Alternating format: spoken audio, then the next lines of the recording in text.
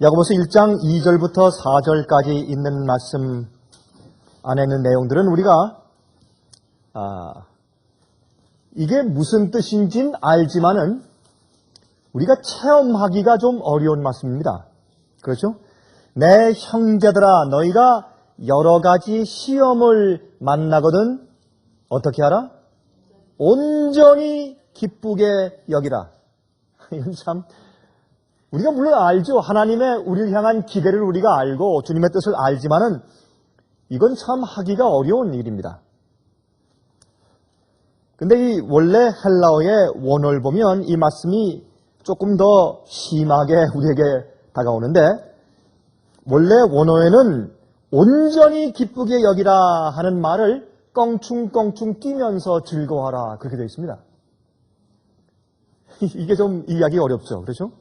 이는 그 이유는 너희 믿음의 시련이 인내를 만들어내는 줄 너희가 알미라. 인내를 온전히 이루라.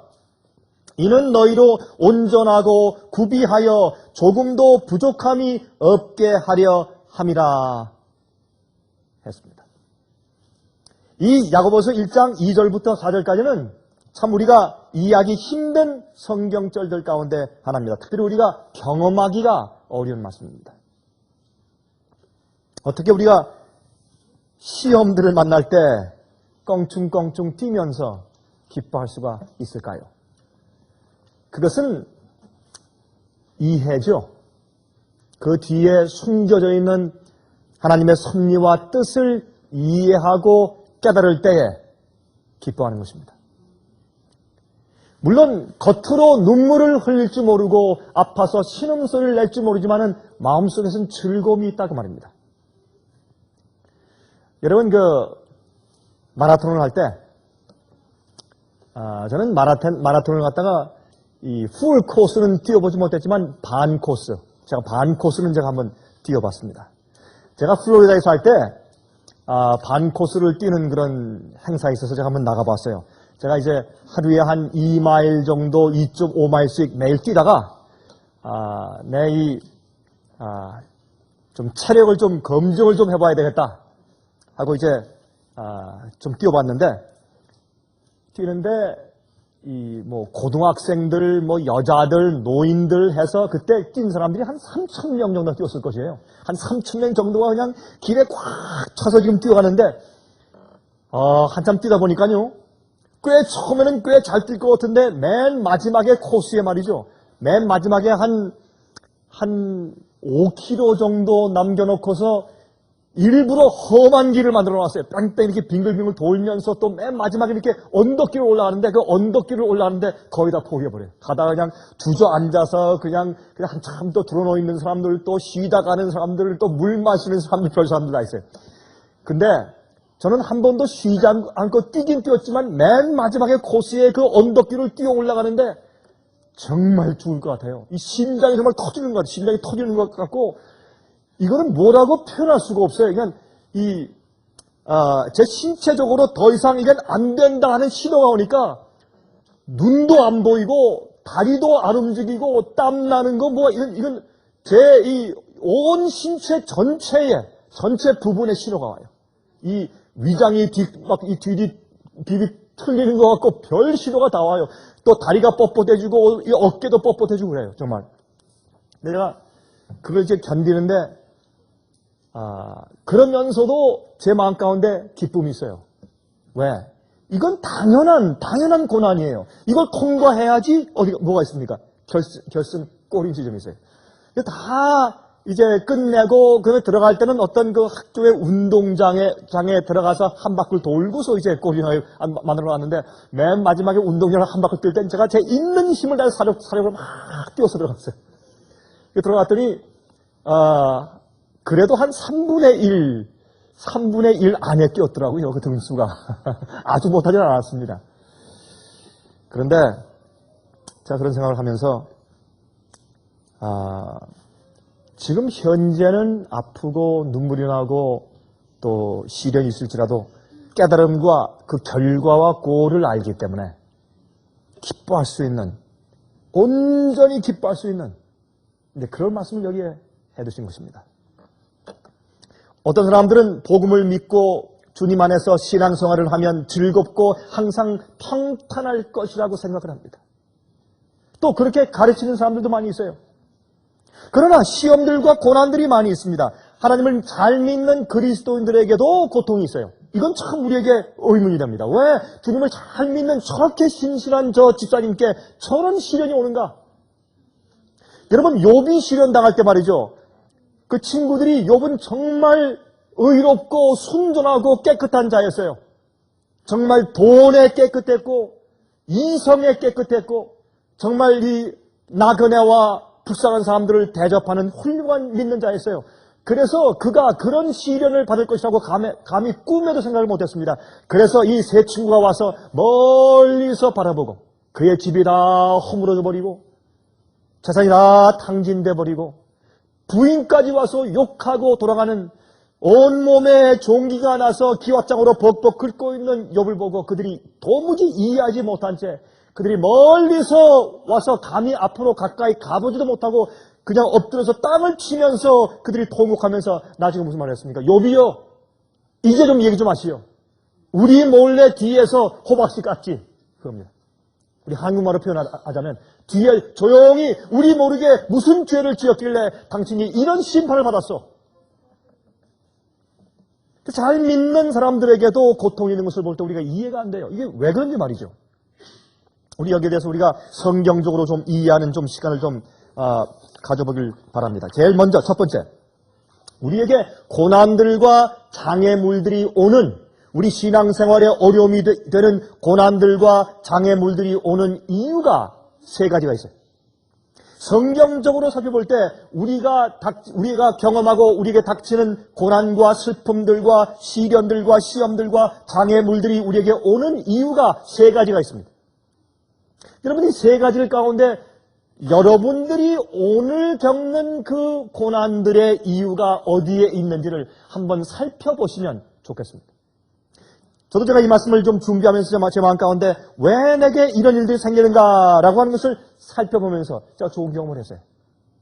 첫 번째, 성경이 우리에게 닥치는 이런 일들에 대한 이유를 설명하면서 첫 번째 어떤 이유를 주는가? 제일 첫 번째, 우리의 고난들의 원인이 사탄, 마귀의 공격에서 있다는 것입니다. 욥기 2장 7절입니다. 욥기 2장 7절에 다음과 같이 말씀했습니다. 사탄이 이에 여호와 앞에서 물러가서 욥을 쳐서 그 발바닥에서 정수리까지 악창이 나게 한지라. 성경은 분명히 말했어요. 사탄이 욥을 쳤다. 그렇게 말씀했기 때문에 여기에 있는 말씀 보면 이 그의 고난들은 마귀에게서 온 것입니다. 주님을 잘 믿는 사람들의 생각 가운데 마귀가 주는 공격도 있다. 물론 하나님께서 허용하신 것이겠죠. 고린도후서 12장 7절입니다. 고린도후서 12장 7절에 다음과 같이 말씀되어 있어요. 여러 계시를 받은 것이 지극히 크므로 너무 자고하지 않게 하시려고 내 육체의 가시 곧 사탄의 사자를 주셨으니 이는 나를 쳐서 너무 자고하지 않게 하려 하심이니라 그랬습니다. 여기 또 말씀하기를 마귀의 사자, 사탄의 사자를 내 몸을 주셨다라고 바울이 말했기 때문에 그것도 사탄이 준 것입니다. 하나님께서 하신 것이 아닙니다. 그러므로 물론 하나님께서 이럴 때 허용하시죠. 욥을 허용하신 것처럼. 그 이유는 마귀가 그리스도인들을 공격할 때 하나님이시여, 이자가 주님의 대표입니까? 이자가 주님을 믿는 사람이고 이자가 주님의 자녀입니까? 어림도 없습니다. 내가 잘 압니다.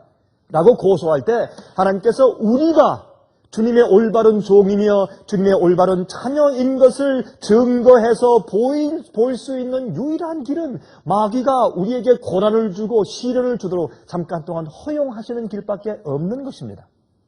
그래서 주님께서 허용하시는 것이죠. 그러나 어쨌든 성경은 말하기를 그리스도인들이 믿는 자들의 고난 가운데 원인이 사탄의 공격이 원인인 것이 있다고 첫 번째 성경이 설명해 주는 것입니다. 또 스가랴서 3장 1절입니다.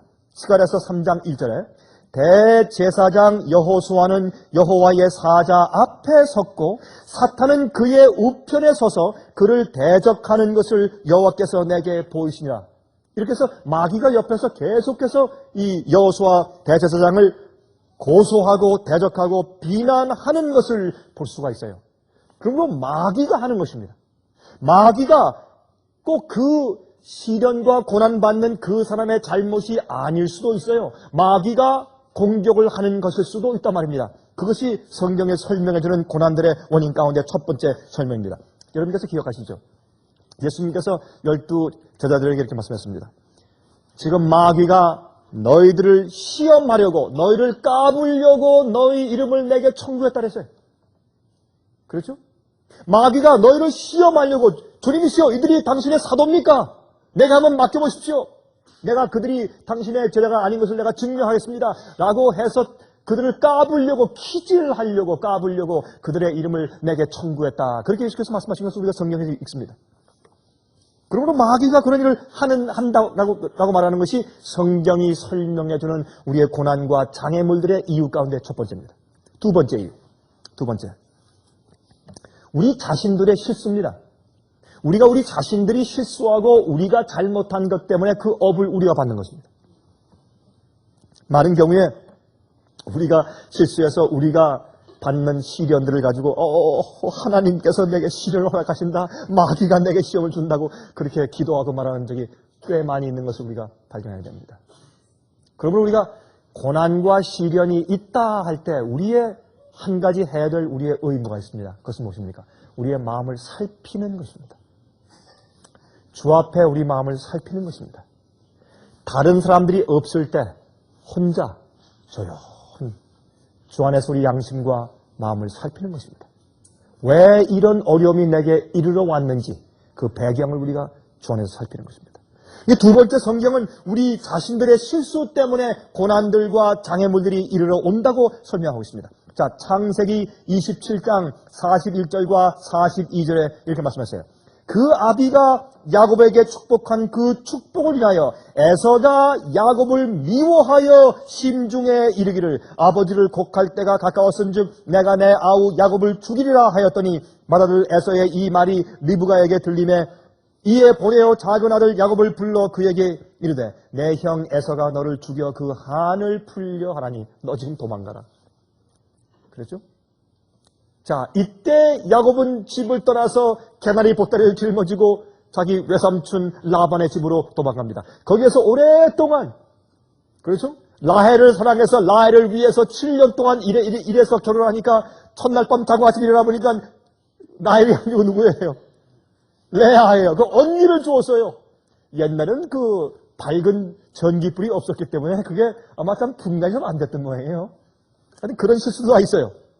그래서 또 얘기하니까 또 라헬까지 주어서 또 7년을 또 일했습니다. 적어도 14년 동안 고생을 하고 나중에 집으로 돌아오죠. 그러면 그렇게 고생하고 도망가고 하는 것이 여러분 그것이 하나님께 주신 시련입니까? 마귀가 준 것입니까? 자기 실수입니다. 하나님께서 야곱을 미리 아시고 태어날 때부터 주님께서 야곱을 통해서 이스라엘을 만들 것을 이미 계획해 두셨어요. 주님의 섭리에 맡겨야죠. 참고 인내하며 기다려야 할 것입니다. 그러나 자기 계획과 자기의 꾀로 자기 어머니와 합작을 해서 그렇죠? 완전히 사기를 쳤습니다. 아버지한테 거짓말하고 그렇죠? 자기 이 팔뚝에 갖다가 양털을 갖다 붙인 다음에 들어가서 자기 또 목소리를 그건 계획적인 사기죠. 그렇죠? 이거는 계획적인 실수지 이것은 그냥 실수가 아닙니다. 완전히 자기의 잘못 때문에 그 결과로 미움받고 도망가고 그렇게 오래 고생했어요. 그렇게 할 필요가 없어요. 사실은 주님의 뜻대로 한다면 많은 경우에 우리가 사실은 광야를 도는 이유가 우리의 실수예요. 우리의 잘못과 우리의 잘못된 그런 행동과 잘못된 계획과 잘못된 삶 때문에 우리가 광야를 돌면서 고통당하는 경험들이 얼마나 많은지 몰라요. 그래서 그런 것들은 사실 우리를 더 깊이 회개하게 만들어야 되는데 우리는 그런 것을 우리가 어드밋하고 인정하기를 좋아하잖아요. 그래서 주님께서 나를 단련케 위해서 내게 시련을 주시고 마귀가 나를 치고 나를 미워해서 이렇게 함으로 우리의 회개가 깊어지지 않는 경험들이 종종 있는 것을 우리가 발견하게 됩니다. 사무엘하 사무엘하 15장 13절에 이런 말씀이 있어요. 사자가 다윗에게 와서 고하되 이스라엘의 인심이 다 압살롬에게로 돌아갔나이다 한지라. 여러분, 압살롬의 반역이 있었어요. 누구의 잘못이에요? 마귀가 공격한 것이에요? 아니에요. 다윗의 잘못이에요. 다윗의 실수입니다. 왜요? 다윗이요, 어떻게 밧세바와 간음한 다음에 밧세바를 아내로 들인 다음에 밧세바의 아들 밧세바를 더 사랑했어요. 그의 소신에서 나온 사람들 자식을 더 사랑했어요. 그래서 압살롬이 분노한 겁니다. 시기 질투가 생긴 것입니다. 물론 압살롬이 잘못했죠. 그러나 그 원인 제공을 다윗이 해주었습니다. 이렇게 해서 우리가 잘못된 실수나 잘못이나 우리의 부족한 성격이나 성품 때문에 저질러 놓은 결과가 우리 생애 가운데 많단 말입니다. 우리 생활에 많아요. 제가 어릴 때 제가 부산에서 생활을 했기 때문에 가끔 그런 부산 사투리가 생각이 나요. 천지빽깔이다. 여러분 그런 얘기 들어보셨어요?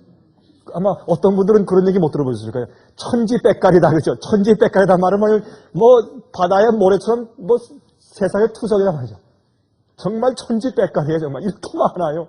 우리의 실수와 잘못 때문에 우리 생애 가운데 생기는 그런 결과들이 그렇게 많아요.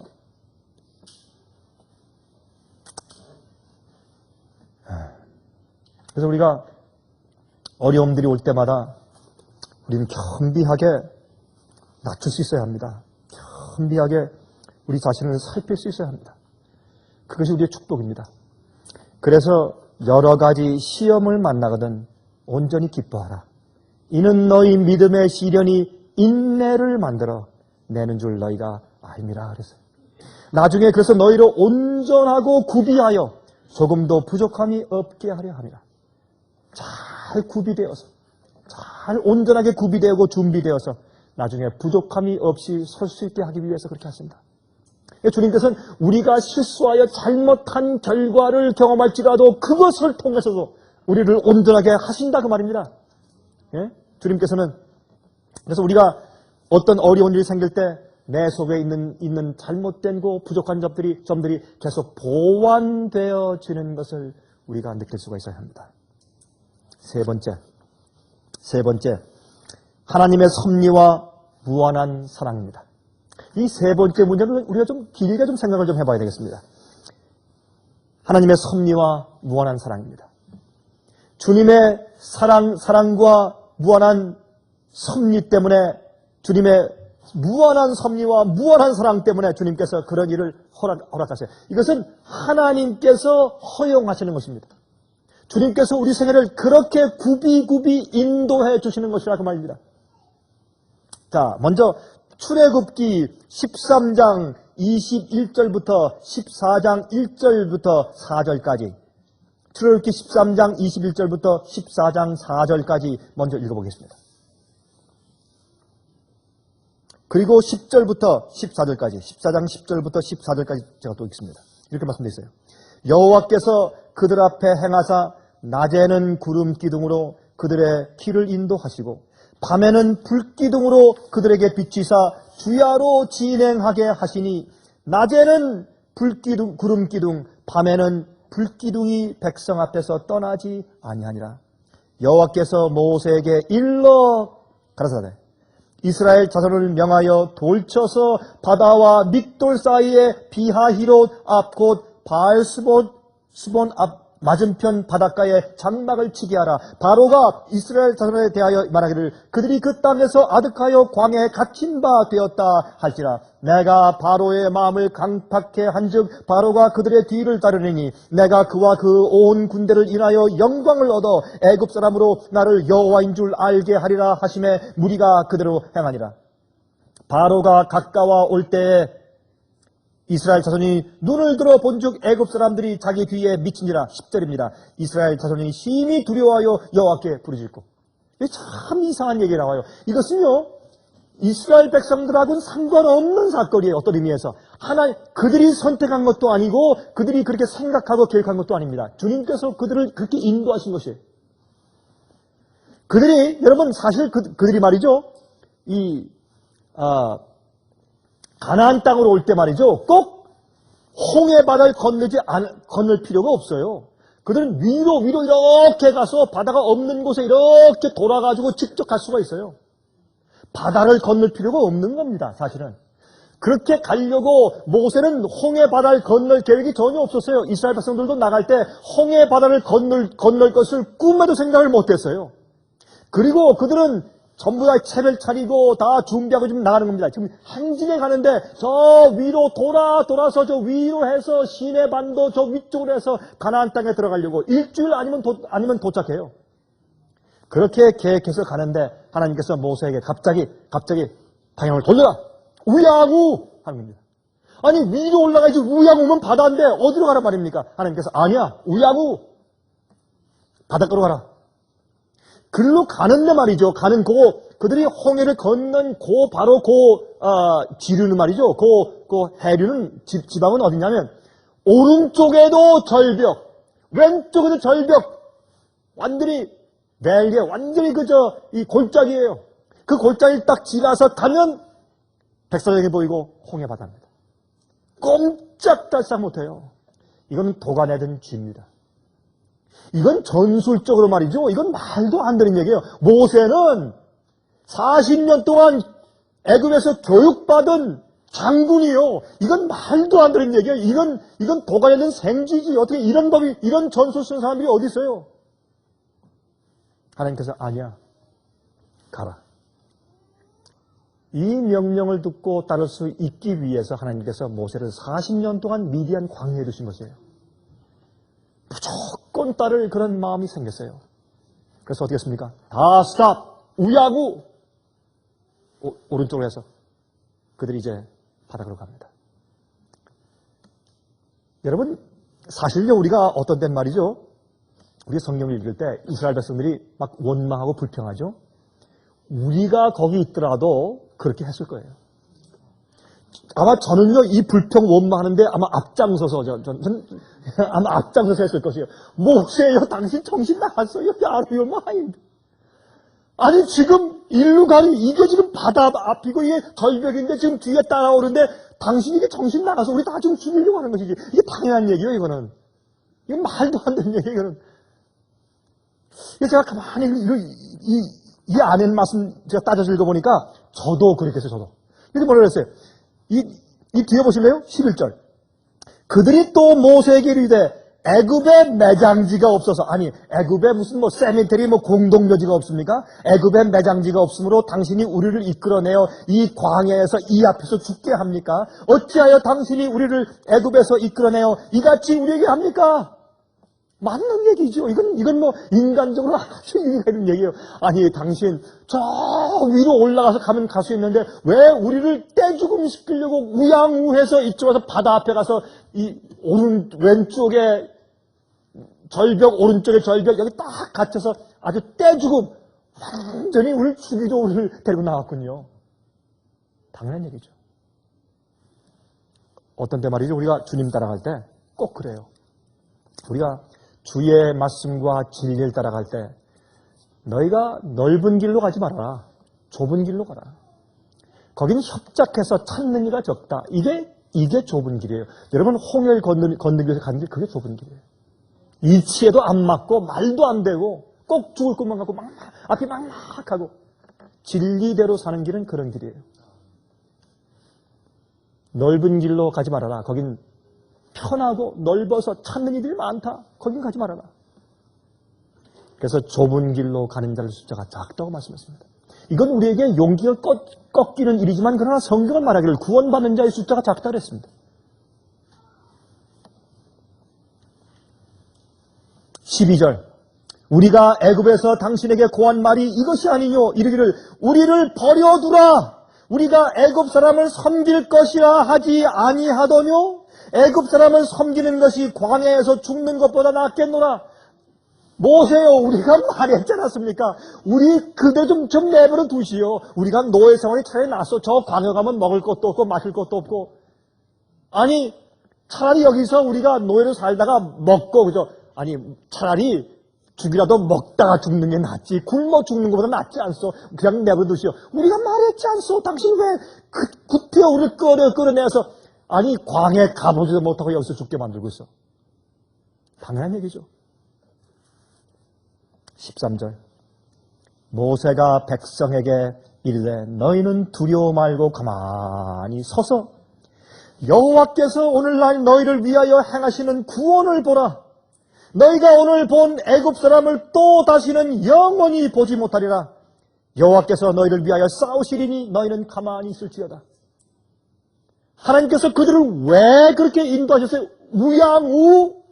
왜 그 절벽 밑에 왜 홍해 앞에 갖다 가둬두셨냐 말이에요. 하나님의 능력을 처음부터 그들이 보고 느끼게 하기 위해서 40년 동안 앞으로 도울 것이기 때문에 주님의 능력을 보여주시기 위해서.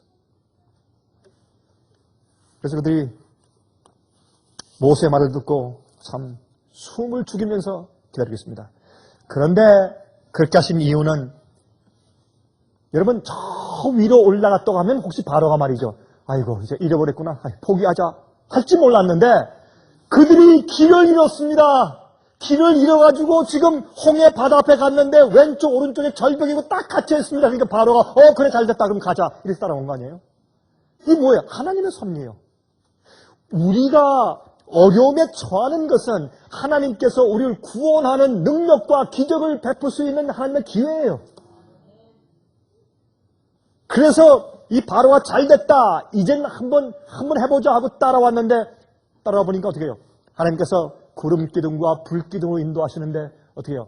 밤인데요. 불 기둥이 이렇게 있다가 그게 뒤로 물러가서 어떻게 해요? 바로의 군대를 앞에 가서 딱 서버리니까 앞이 보이지 않는 거예요. 구름 기둥도 앞을 가리고. 그러니까 여러분 출애굽기 보시면 밤새도록 바람을 불어서 강물을 말렸다 그랬어요. 읽어보세요. 밤새도록 바람을 불어서 하나님께서 강물을 말렸다 그랬어요. 그 바닷물을 말렸다 그랬어요. 바람이 하도 거세게 부으니까 그 물이 그냥 바람에 그냥 이렇게 성벽처럼 이렇게 딱 서버린 거예요. 그래서 밑에가 어떻게 해요? 예? 묻히려 했는데 묻힌데 여러분 바다 밑바닥 걸어갈 수 있어요? 빠져서 갯벌이에요. 갈 수가 없어요. 그래서 바람으로 말리셨어요. 밤새도록 여러분 성경 읽어보세요. 밤새도록 바람을 그 동풍이라 해서 남풍이라 했어요. 바람을 불어서 말리셨어요.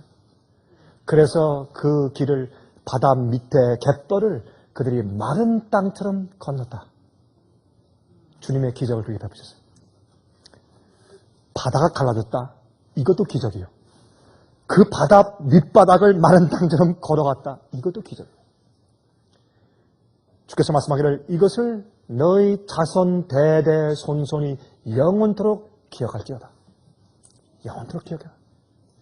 나 여호와는 이런 분이야. 이거를 이해하고 체험하는 사람들이 마지막에 환난 통과해요. 마지막에요. 짐승의 표를 안 받잖아요. 뒤에서 군대가 몰려와 다 죽여요. 근데 참 이상한 것은 말이죠. 참 이상한 것은 성경 예언을 해석하는 사람들이 이렇게 해석을 해요. 이건 앞으로 믿지 않는 사람들이 독재자들이 무신론자들이 아니면 이교도들이 믿는 그리스도인들을 핍박해 죽이려고 하는 것이다. 천만에요. 여러분 성경 예언 가운데 그런 핍박이 사실 있었어요? 옛날 로마 시대에 그런 핍박이 있긴 있었어요.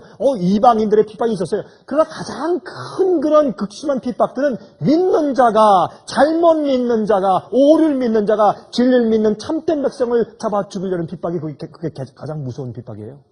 마지막 시대도 마찬가지예요. 마찬가지입니다.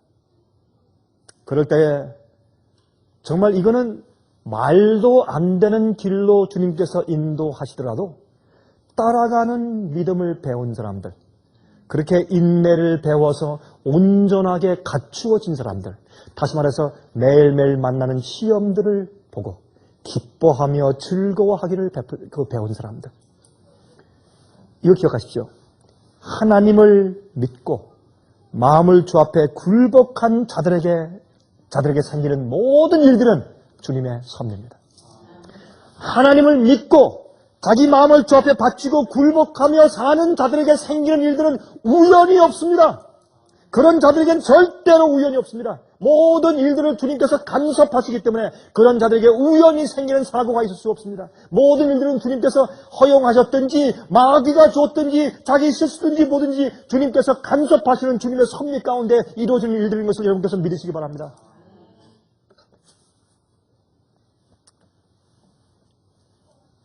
하나님께서 여러분 모세에게 내가 양을 치던 그 지팡이를 잡으라 하겠어요. 지팡이를 잡고서 여호와의 구원하심을 보라 라고 홍해를 가르칠 때 바람이 불기 시작하더니 홍해가 갈라지기 시작했어요. 이런 일들이 우리 생애 가운데서 생겨날 것입니다. 여러 가지 종류의 시련들이 있어요. 경제적인 시련들이 있고 육신적인 고통의 시련이 있고 자식의 시련이 있고 부모의 시련이 있고 친구들의 시련이 있고 친척들의 시련이 있고 형제 자매의 시련이 있고 병이 걸리는 시련이 있고 그렇죠? 교회 안에 시련이 있고 여러 가지 시련과 고난들이 있으나 그러나 그것이 어느 이유에서 오든지 주님께서 우리 생애 가운데 홍해를 가르치는 놀라운 경험들이 있어야 할 것입니다. 그게 우리 마음 가운데 계속 경험되고 체험되어져야 하는 것입니다. 하나 더 보겠습니다. 출애굽기 17장 1절부터 7절입니다. 출애굽기 17장 1절부터 7절 가운데 다음과 같은 말씀이 있어요. 이스라엘 자손의 온 회중이 여호와의 명령대로 신광야에서 떠나 그 노정대로 행하여 르비딤의 장막을 쳤으나 백성이 마실 물이 없는지라. 당연하죠. 사막에 무슨 마실 물이 있어요. 예? 그 많은 사람들을 몰고 나왔는데 어디 그렇게 마실 물이 있겠어요. 광야인데 사막에 없죠. 여러분 그렇게 먹을 것도 없고 마실 물도 없는 광야로 이 많은 무리를 데리고 인도하라고 명령할 때 모세는 그것을 믿었어요. 그 자체가 믿음이죠. 2절 백성이 모세와 다투어 가로되 우리에게 물을 주어 마시게 하라. 모세가 그들에게 이르되 너희가 어찌하여 나와 다투느냐 너희가 어찌하여 여호와를 시험하느냐. 여러분 물 주세요 하는 말 가운데 차이가 있어요. 아이 참 목마릅니다. 물 있으세요? 물 좀 주시겠어 하는 것과 당신 왜 날 일로 인도했어? 나 목마르잖아. 물 가져와 하는 거하고 달라요. 이게 첫 번째, 두 번째, 후자예요. 이건 다투는 겁니다. 왜 너희가 나와 다투냐 말이에요. 내가 너희가 목마른 걸 모르느냐? 나도 목마르다. 그러나 너희가 물을 달라고 요구하는 태도가 잘못됐다는 겁니다. 태도가. 여러분 우리 생활 가운데 보십시다. 고통이 있을 때 고통이 있다고 말하거나 신음소리 내는 것이 잘못입니까? 아니에요. 예수님께서 어떻게 했습니까? 예수님 뺨을 때릴 때 예수님이 뭐라 그랬어요? 왜 나를 치느냐? 예수님께서 십자가에서 뭐라 그랬습니까? 아 내가 목마르다. 신음하시고 고통하시고 당연해요. 그 자체는 죄가 아니에요. 그러나 우리 마음 가운데 그 시험과 시련들을 해석하고 그것을 우리가 받는 우리의 개념과 우리의 태도가 문제예요. 많은 경우에 하나님, it's all your fault. 그렇죠? 주님 잘못입니다. 불평, 불만, 원망. 이게 우리를 멸망시키는 겁니다. 우리가 어렵지 않습니까? 다 어렵죠. 어렵지 않은 사람이 세상에 어디 있어요. 여러분 제가 다녀보니까 백만강자도 어렵고 가난한 사람도 어렵고 여자도 어렵고 남자도 어렵고 어른도 어렵고 어린아이도 어려워요. 요즘에 어린아이들도 참 살기 힘든 세상이에요. 예? 제가 이번에 신문을 보니까 한국에서 말이죠. 각 태어나는 지금 몇 주 안 된 어린 애기인데 5가지 희귀병을 가지고 태어났대요. 근데 그 제목을 보면서 참 희한한 일도 다 있다고 생각했어요. 어린 애기들도 힘들고 어린 아이들도 힘들어요. 힘든 세상에 살고 있어요. 다 누구나. 그거 몰라요. 다 알죠. 그러나 그런 어려움과 고난을 대하는 우리의 태도와 품성이 어떠냐 말입니다. 주님과 다툽니까? 아니면 주님께 호소합니까? 예? 내가 목마릅니다. 물을 주십시오. 어떤 태도로? 그게 중요해요. 3절 거기서 백성이 물에 가라매 그들이 모세를 대하여 원망하여 가로되 당신이 어찌하여 우리를 애굽에서 인도하여 내어서 우리와 우리 자녀와 우리 생축으로 목말라 죽게 하느냐. 여러분 여기서 제가 조금 다른 길로 조금 빠져서 좀 말씀드려 볼까요? 우리 가정에서 말이죠. 서로 우리 가족끼리 원망할 때가 있죠. 자식들이 부모를 원망할 때 엄마 아빠 왜 나를 낳았어? 이거 다 이런 태도예요. 그렇죠? 그리고 아내가 남편 원망하고 남편이 아내 원망하는 것들. 참 이상하게 말이죠. 어떤 일만 생기면 옛날부터 원망해오던 말을 그걸 또 하고 또 하고 또 해요. 그렇죠? 당신 때문에 당신이 이래서 이거요. 옛날 원망하던 모세 돌로 쳐 죽이려고 하던 이스라엘 백성들 태도요. 여러분 그거 버리십시오. 잘라버리셔야 합니다. 남에게 원망하고 불평하고 남의 탓을 돌리고 이런 거 다 우리 입술에서 다 없어질 텐데.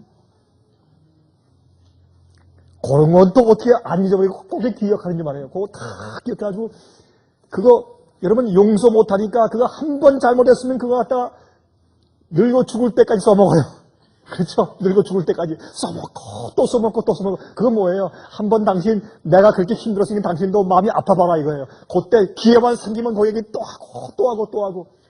그러니까 부부의 정이 없지. 당연하죠. 그렇게 하니까. 그거 다 고쳐야 돼요. 그 이스라엘 백성들을 원망하는 태도요. 그렇게 말해야 할 것입니다. 모세요, 왜 애굽에서 우리 인도에 내서, 여러분 이 얘기는요, 40년 동안 이 광야 생활에 항상 나오는 얘기예요. 왜 우리를 애굽에 인도에서 왜? 그냥 또 씹고 또 씹고 또 씹었어요. 변화되지 못하고 거듭나지 못한 사람들은 그래요. 그 마음이. 4절 모세가 여호와께 부르짖어 가로되 내가 이 백성에게 어떻게 하리이까 그들이 얼마 아니면 내게 돌질하겠나이다. 여호와께서 모세에게 이르시되 백성 앞을 지나가서 이스라엘 장로들을 데리고 하수를 치던 내 지팡이를 손에 잡고 가라. 내가 거기서 호렙산 반석 위에 너를 대하여 서리니 너는 반석을 치라.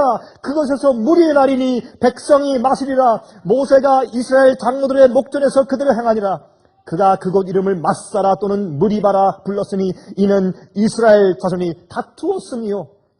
또는 그들이 여호와를 시험하여 이르기를 여호와께서 우리 중에 계신가 아닌가 하였음이었더라. 우리가요 어려움이 생기고 시련이 생기면 주님께서 살아계신가? 정말 주님께서 성경 말씀이 전설인가 진짜인가? 금방 마음이 떨어져가지고 또 어려움과 시련과 고난이 생기면 주님께서 나를 케어하시는가 안 하시는가? 금방 믿음이 하루아침에 안개 눈 녹듯이 싹 없어져버려요. 조금 어려움만 생겨버리면 금방 의심해버리고. 자, 그러면 우리하고 이스라엘 백성들하고 차이가 어디 있습니까? 똑같아요. 그래서 어떻게 해요? 이런 시험들을 만날 때 온전히 기뻐하라. 왜? 바로 이때가 주님의 능력을 경험할 때고 우리가 주님을 믿고 인내하는 법을 배울 좋은 기회야. 그 말이에요. 왜? 앞으로 큰 어려움이 있기 때문에 그 말입니다. 여러분 앞으로 환난 전에 미리 잠재움을 받고 죽을 분들이 계실지 모르지만 기억하십시오. 모든 사람들은 자기 생각 가운데 큰 환난이 있어요. 자기 생각 가운데 자기가 이긴 힘든 어떤 언덕이 한번 와요. 그걸 넘기 위해서 그 전에 광야를 걸어갈 때 하나하나 믿는 인내와 믿음을 배웠어야 돼요. 그래야 그 마지막 그 장애물을 장애물 경기할 때 그 마지막 높은 장애물을 건널 수가 있어요.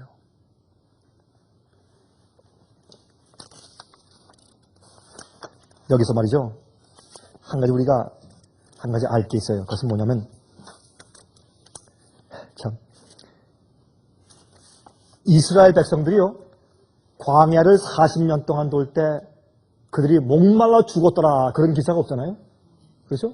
배고파서 저기 소말리아 사람들처럼 배고파서 창자가 붙어 죽었더라. 그런 기록이 없어요, 성경에. 그건 기적이죠. 그들이 신발이 닳지 않았고 옷이 해지지 않았다. 그거는 물론이고, 이런 기사가 성경에 없어요. 기적이 있어요. 그런데 재밌는 것은 말이죠. 그들이 항상 같은 반석에서 물을 마신 것이 아닙니다. 이해하시죠? 같은 반석 아니죠, 그죠? 항상 물이 나올 때 반석이 달랐어요. 그들이 여행 중에 있으니까 항상 움직이니까. 그 말씀이 여러분 성경에 보세요. 이런 말씀이 있어요. 고린도전서 10장 1절부터 4절. 우리가 성경을 읽을 때 건성으로 읽어요. 건성을 읽지 말고 하나 따져 읽어보세요. 이런 말씀을 기억해요. 우리가 이해해요. 고린도전서 10장 1절부터 4절까지 형제들아 너희가 알지 못하기를 내가 원치 아니하노니 우리 조상들이 다 구름 아래에 있고 바다 가운데로 지나며 모세에게 속하여 다 구름과 바다에서 침례를 받고 여러분 이게 무슨 말이에요? 홍해를 바다를 지나가면서 그들이 침례를 받았어요. 바다를 지나가는데 바람이 막 부니까 그냥 물방울이 막 튀니까 옷이 다 혼박 보슬비를 맞으면서 가지 않았겠어요?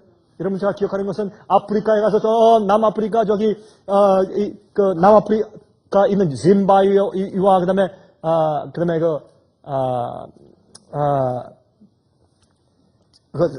진짜 보세요.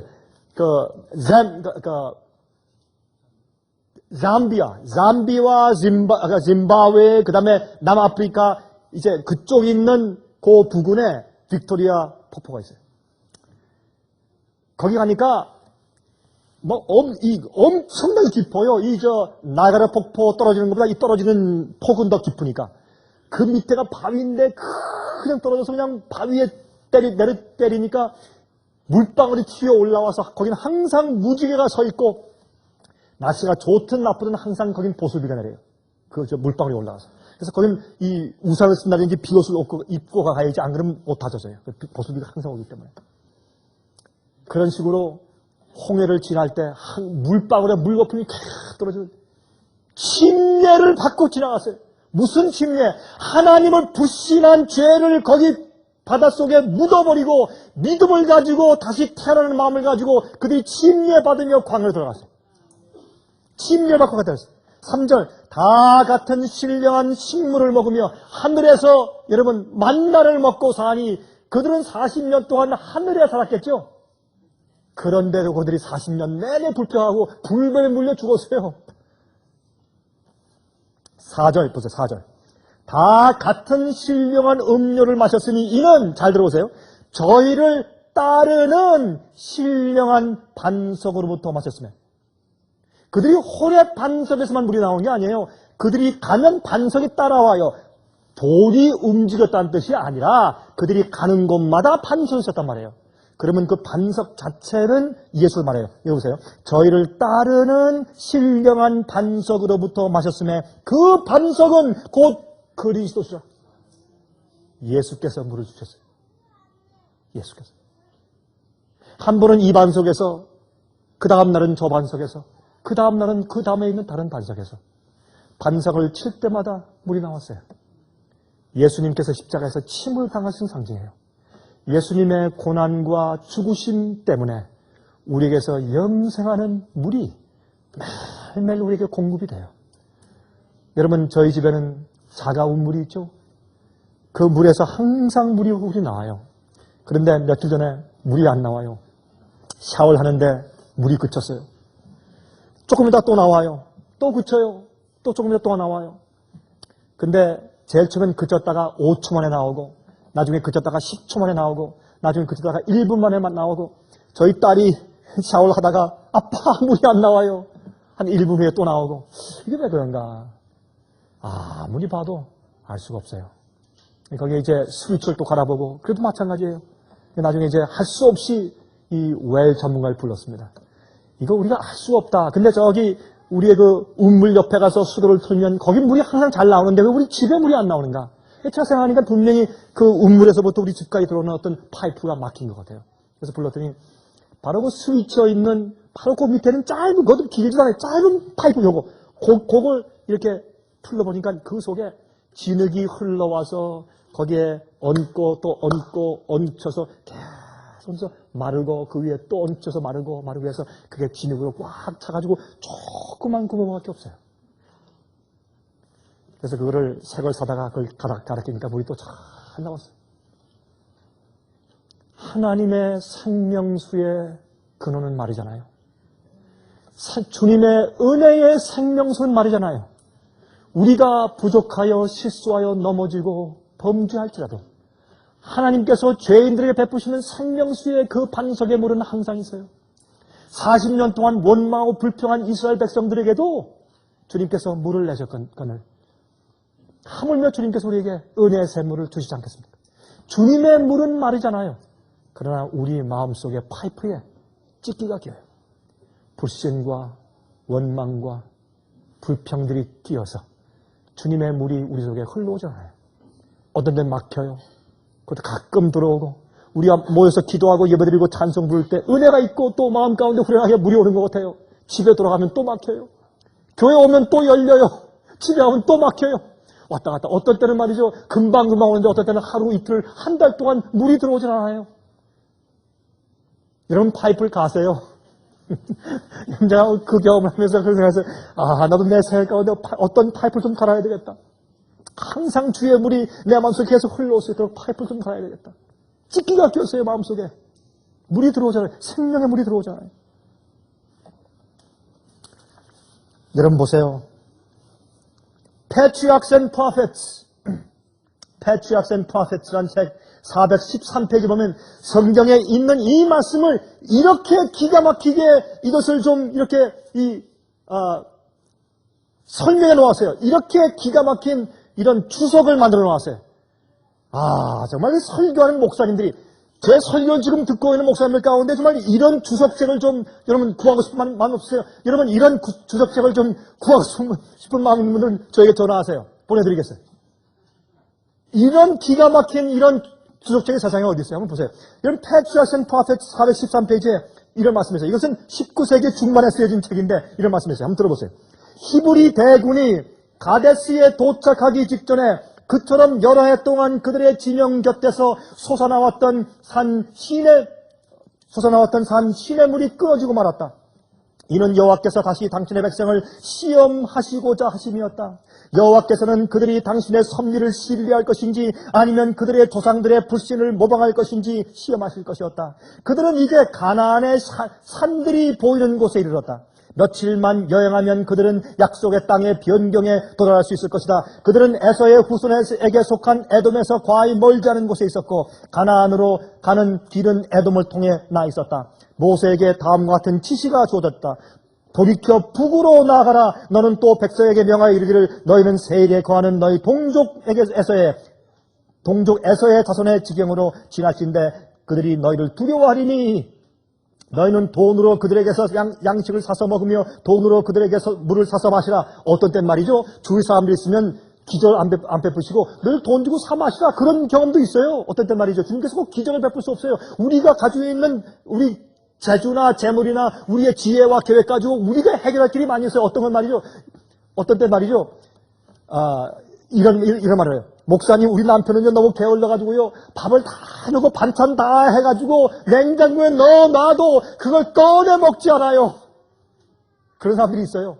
어떤 땐 꺼내 먹으면 되는 것이에요. 주님께서 우리에게 필요한 걸 다 주시면 우리가 그것을 마음에 계획을 하고 우리가 지혜를 짜내서 우리가 해결하면 돼요. 그런 모든 것을 주님께 해달라고 기적을 베풀달라고 기도할 필요가 없어요. 자, 그런데 보세요. 그런데 갑자기 가나안 땅에 가까이 왔는데 물이 안 나와요. 여기에 이 성경 주석은 기가 막히게 설명해. 영감적인 말씀 한번 들어보세요. 그런 거로 기적적으로 물이 솟아나는 일이 중지된 것은 광야의 유랑 생활이 끝났다는 징조로서 그들은 기뻐해야만 하였다. 안 그래요? 이게 물이 안 나오는 것은 이제 목적지가 다 된 모양이다. 그리고 기뻐했어야 돼요. 사실은 그 경험이 그들의 불신으로 눈멀지 않았더라면 그들은 이 일을 깨달았을 것이다. 그러나 하나님의 언약의 성취의 증거가 되었을 바로 그것이 의심과 불평의 원인이 되었다. 백성들은 하나님께서 그들로 가나안을 소유하게 하시리라는 모든 희망을 포기한 자들처럼 보였다. 그래서 그들은 광야에서 그들이 누렸던 축복들을 극성스럽게 요구하였다. 몇 번 기도한 다음에 주님께서 안 주시면 주님의 뜻이 있다고 믿고 잠잠히 기다리며 인내하면 되는 것이에요. 여러분이세요. 요셉이 그 형들이 요셉이 나중에 자기들을 죽일까봐 무서워하니까 요셉의 형들에게 말했죠. 당신들은 나를 해하려 하였으나 이 말씀이 창세기 50장이죠. 50장 20절. 당신들은 나를 해하려 했으나 하나님은 그것을 선으로 바꾸사 오늘과 같이 만민의 생명을 구원하게 하시려 하셨나니 요셉의 그 고난의 생애가 하나님께서 그 헤아려 했던 계획을 선으로 바꾸신 주님의 섭리가 아니었습니까? 이것을 바라보고 이해한 것이 요셉이었어요. 그래서 그는 위대한 자가 된 것입니다. 여러분이시여, 우리 생애 가운데 있는 고난들의 이유가 무엇입니까? 무슨 이유든지 간에 그것을 주님께서 선으로 바꾸어서 우리가 구비되어서 온전하게 되는 주님의 섭리가 우리 생애 가운데 있기를 간절히 바랍니다. 하늘에 계신 우리 아버지, 하나님의 이해할 수 없는 무한한 섭리와 사랑으로 저희 생애 가운데 시험들을 허락하시고 저희에게 인내를 배우게 하시며 저희를 온전케 하심을 인해서 감사합니다. 앞이 보이지 않고 막막할지라도 신뢰하는 믿음을 허락하시고 참고 견딜 수 있도록 도와주시옵소서. 그리고 무엇이 이유인지를 깨닫게 하셔서 저희 마음속에 끼은 모든 죄의 찌꺼기가 정결케 될 수 있는 기회를 삼게 도와주시옵소서. 아버지시여, 옛날 이스라엘 백성들과 똑같은 저희 입장을 긍휼하게 여기셔서 우리 속의 원망과 불평들을 제하시고 주님을 신뢰하는 정말 마지막 환난 통과하는 예수의 믿음을 배우게 축복하여 주시옵소서. 예수 그리스도의 거룩하신 이름을 의지해서 간절하게 기도하옵나이다. 아멘. 은혜 많이 받으셨습니까? 지금까지 들으신 이 생애의 예배 설교는 간절한 마음으로 진리를 찾는 분들과 정직한 양심으로 말씀을 받아들이고 언제나 진실이 무엇인지를 생각하는 그리스도인들을 위한 말씀입니다. 주변 가족들이나 친지들 중에 말씀을 사모하고 순결한 신앙을 갖기 소원하는 분들이 계시면 생애의 빛 예배 설교 테이프를 소개해 주시기 바랍니다. 매주 원하시는 분들의 가정으로 직접 배달되는 생애의 빛 예배 설교는 개인의 신앙 부흥이나 소규모 그룹 예배를 위하여 비디오와 오디오 테이프, DVD, CD로 제작되었습니다. 생애의 빛 예배 설교 테이프를 원하시는 분들은 1-877-704-1004번으로 전화하여 주시기 바랍니다. 생애의 빛은 각종 미디어, 즉 출판물, 텔레비전, 비디오, 오디오 카세트 테이프, DVD, CD, 그리고 웹사이트를 통하여 복음을 전하는 미디어 선교 기관입니다. 생애의 빛에서 이루어지는 선교 사업을 크게 5가지로 나누어 소개하면 다음과 같습니다. 첫째로 생애의 빛은 가정과 건강과 참된 신앙을 소개하는 월간지 살아남는 이들을 매달 발간하고 있습니다. 가정과 건강 문제뿐만 아니라 참된 신앙과 성경에 나타나 있는 중요한 진리들에 대하여 매달 깊이 있게 다루는 최고의 신앙지입니다. 둘째로 생애의 빛은 미국의 주요 도시에서 텔레비전 선교 방송을 하고 있습니다. 많은 분들은 생애의 빛 선교 방송을 통하여 복음을 발견하고 새로운 생애를 살아가고 있습니다. 셋째로 생애의 빛에서는 우편 통신을 통하여 평신도들의 성경 연구를 도와드리는 성경통신학교를 운영하고 있습니다. 성경에 나타나 있는 중요한 문제들에 대하여 체계 있게 공부하기를 원하시는 분들은 성경 연구 단기 코스와 계시록을 통한 성경 교리 연구, 또한 요한계시록 연구 과목을 신청하시기 바랍니다. 교재 및 모든 비용이 무료인 생애의 빛 성경 연구 과정을 통하여 복음과 예언 문제를 가장 쉽고 체계 있게 공부하시기 바랍니다. 넷째로 생애의 빛은 예언 연구를 위하여 특별하게 제작된 비디오 시리즈를 나누어 드리고 있습니다. 성경 구약과 신약의 대표적 예언서인 다니엘서와 요한계시록을 처음부터 마지막까지 자세하게 해설해 드리는 예언 연구 비디오 시리즈를 통하여 많은 분들이 성경과 미래에 대한 새로운 시야를 가지고 살아가게 되었습니다. 마지막 시대의 복음과 비밀이 담겨져 있는 다니엘과 요한계시록 비디오 시리즈를 신청하셔서 새로운 영적 부흥을 체험하시기 바랍니다. 다섯째로 생애의 빛은 생애의 빛 원장이신 강병국 목사님의 예배 설교가 담겨져 있는 비디오와 오디오 테이프, DVD나 CD를 원하는 모든 그리스도인들에게 나누어 드리고 있습니다. 매주 생애의 빛 예배설교 테이프를 받기 원하시는 분들은 생애의 빛으로 연락하여 신청하여 주시기 바랍니다. 끝으로 생애의 빛 선교 사업에 대해서 좀 더 자세하게 알기 원하시는 분들은 웹사이트 www.sostv.net를 방문하시기 바랍니다. 생애의 빛 웹사이트에는 지금까지 나온 모든 월간지와 비디오 테이프와 텔레비전 방송물들을 누구나 무료로 보실 수 있도록 준비되어 있습니다.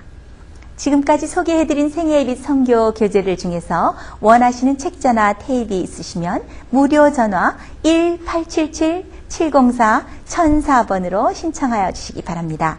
미국 동부 시간으로 월요일부터 금요일까지 9시에서 5시 사이에 전화해 주시기 바랍니다.